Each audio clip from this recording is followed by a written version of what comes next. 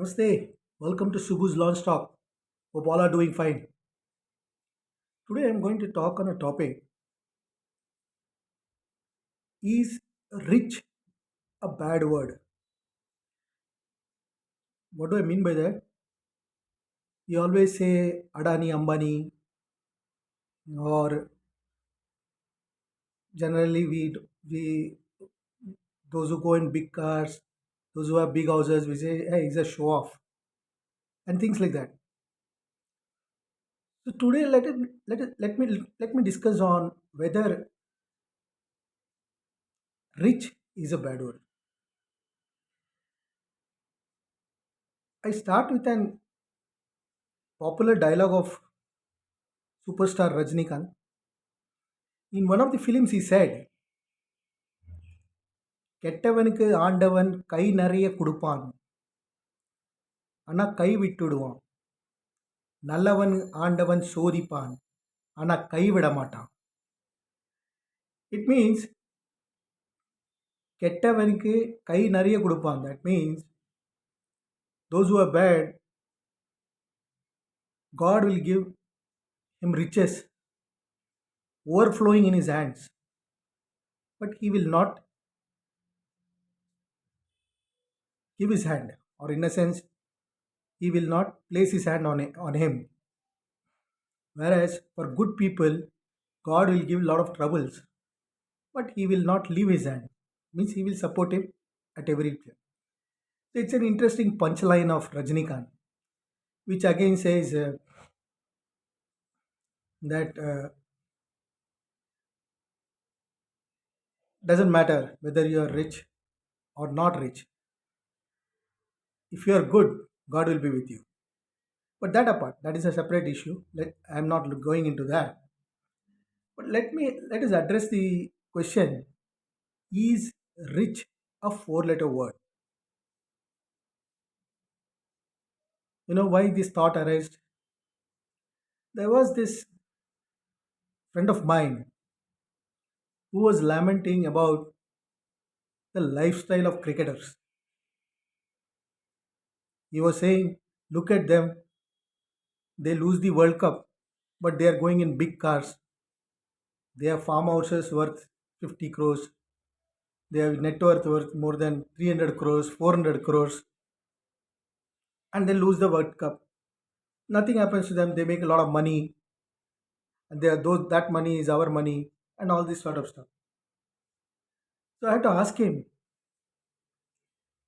why why are you so perturbed about them being so rich?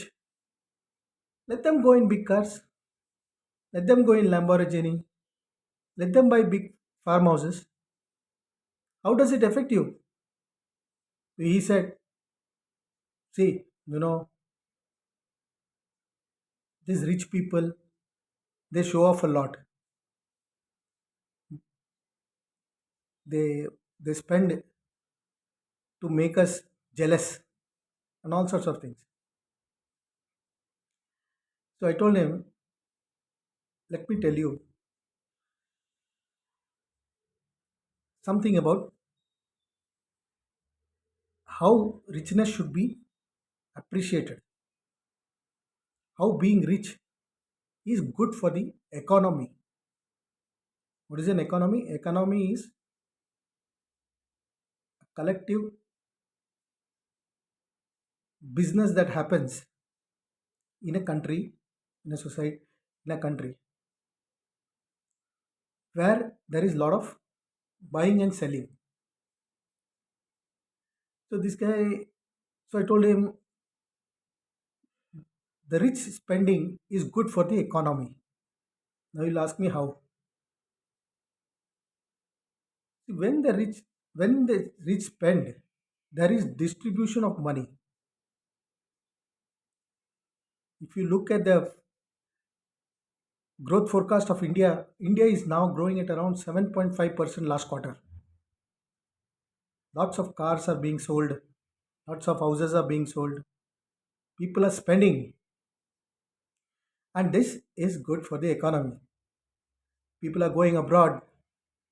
There are, while the world is struggling with their economy, India Indians are spending their time in European beaches, having a good time.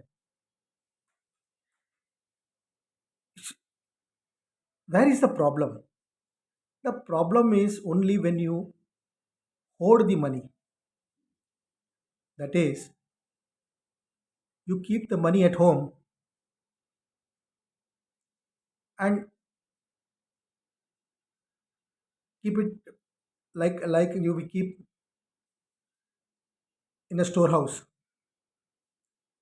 Neither it's of use to you nor it is of use to the janta. Janta means people and people means economy. So if people are spending, we must have a good wishes for them and have a goodwill for them. Be happy they are spending. If they don't spend and if they don't put it in the bank, then you find that lots of money gets hoarded. Hoarding stops the money flow and money supply. And since there is no money rotating in the system, for new money, taxation increases. There is the interest rates increases. There are a lot of compounding factors if money doesn't rotate in the or move with the system. That's why you have such problems like if the money doesn't come out,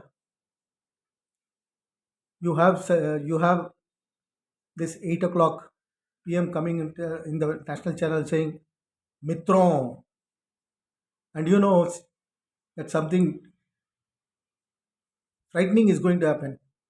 And he says, आज रात तक 2,000 रुपया हमारे आपको वापस देना है. This is what is called demonetization. That is, whatever you have hoarded, please return to the bank because the notes that are with you are will have no value as we have printed another set of notes with new serial numbers. And then you also see these days lot of ED raids. ED raids means enforcement directorate raids, and they find piles of cash in different businessmen and all those who are rich. They are piled up in their. Some of them even bought apartments and piled their notes in the bedroom. That is an issue. If on the other hand, if the money comes into the system, the taxes are paid on time, the the there is no less of corruption, then you have more money circulating in the system, which helps in lesser taxation and which helps in lesser interest rate. Things become more. Uh, there is more distribution of money. In this context, I wanted to say an incident that has happened with me. One of my colleagues, he said, Subbu, let's go and buy a big car for you. You always drive a small car. And I pleaded with him that I'm okay with a small car. I don't want to buy a big car and then struggle to pay the EMIs. So this colleague of mine said, see, that is why you are small. You always think small. That is why you are not able to think big. See, I have two cars and now I'm going to buy a Honda City for my wife.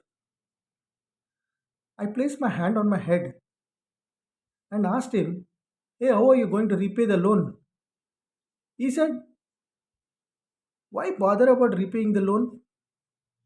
If I don't repay the loan, my son will do it. I was taken aback. I asked him, "In which college your son is studying?" And he said coolly, "My son is not studying in any college right now. He is in 8th standard." I almost fainted listening to that. It is a that was a situation of buy now, not even pay later. Let the next generation pay. That is how you have a country like USA. It is a superpower. Now, how did it become a superpower? It keeps spending, spending, spending, and keeps spending. And this spending is what made USA a superpower.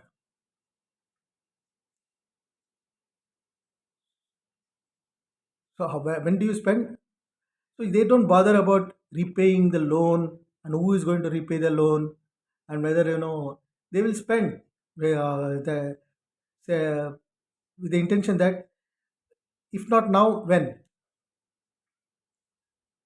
This is an interesting scenario where spending is also good for the economy.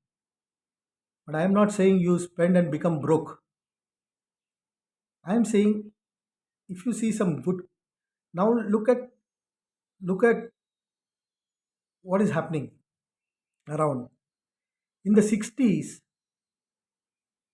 in housing, 1 BHK was the trend. If you have a 1 BHK house, it was a big thing in the 60s.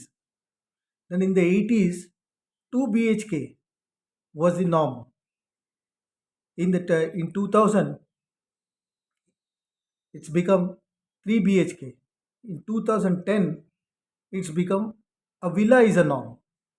And now maybe in 2020, henceforth, it will be villa plus farmhouse plus retirement home will become a norm. Look at the cars. It started with Maruti 800, then Zen, then came in Brezza. Now you have Brezza. Before that, you have Desire. Then you have Hyundai i10, and then in Innova. And maybe tomorrow Lamborghini will become a normal car. So why I'm saying this, that as don't get, I mean, if somebody is spending or if you see some big cars moving around or people living in big mansions, have a good word and a good wishes for them, because at least they have not hoarded their money, they are buying something, and that is good for the economy. Now here, from the Indian perspective, one has to be careful, because till now we don't have a social security system after retirement. The government doesn't take care of your medicals and other things. So in Indian context, as long as you are able to earn, as long as you are able to uh, make some money, it is better to save at least 20 to 30% of it.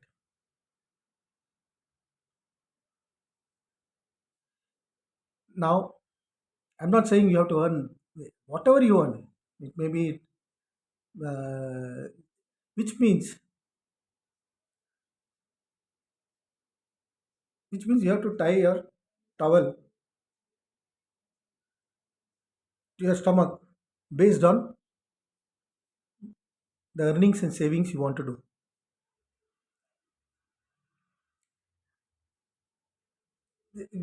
This is what is called a sacrifice. This is what is called. At the same time, if you earn big and you overspend, again you will not be in a position to save some money for your rainy days. You will ask me, what is the formula? It's simple. Being rich is equal to your revenue minus expenditure. What does this mean? You will become rich if you have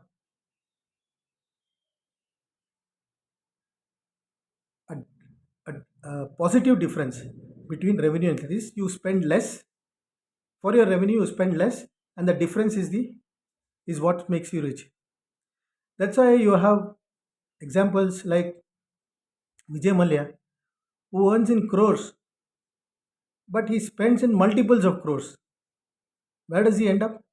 He's equal to a guy who earns say 10,000 rupees and spends 11,000 rupees. It's all the same. You go broke. So it's not the amount of money that you earn, but how you control your expenditure. And the difference between the revenue and the expenditure is what is your net savings or net worth. So with this, in this video, let's have a kind word for all the cricketers and all the film stars who spend, and even in the Hindu way of life, earning in by legal means is accepted. And if you have earned more, it is suggested a part of it you have to give for dharma. Dharma means for the society. Dharma means duty. You can a part of it to the society. Keeping it with yourself and holding the money without any plan for the future is neither useful for you nor it is for the economy. So let's celebrate the Ambanis and the Adanis. Let's celebrate the high high earning cricketers. Let's celebrate the high earning film stars and hope they while they earn they spend. And with this, so if you have money, use it for your purpose, use it for your thing. At the same time, in the Indian context, you save something for your rainy days, as there is no social support system from the government. You have to manage yourself. So in this, with this small discourse on being, the word rich is not a bad word. The word rich is a welcome word. And India has just crossed 4 trillion, has just become a 4 trillion economy. We are the fourth largest economy in the world, and we are on the verge of becoming a third largest economy in the next 5 years. And that means there most of the spending will happen within the system and not outside the system. A simple example is even a vegetable vendor today asks you to pay by GPay. That is, money is coming into the system. Money, because money outside the system is not counted in the economy. That is called a black economy. So so let us celebrate our industrialists. Let us celebrate all those who may become rich. Let us celebrate Lakshmi, which is the core of the Indian culture, where in many places you will see a word written lab, L lab. Lab in Hindi means profit. Once upon a time, it used to be profit is a dirty word. Profit is a dirty word if you don't recycle the profit. But profit is a good word if you recycle the profit, save something, and keep something for the society as a dharma, as a duty. With that, I come to the end of this video. If you like this video, like, share, subscribe, and don't forget to press the bell icon for further notifications. Till we meet again, goodbye.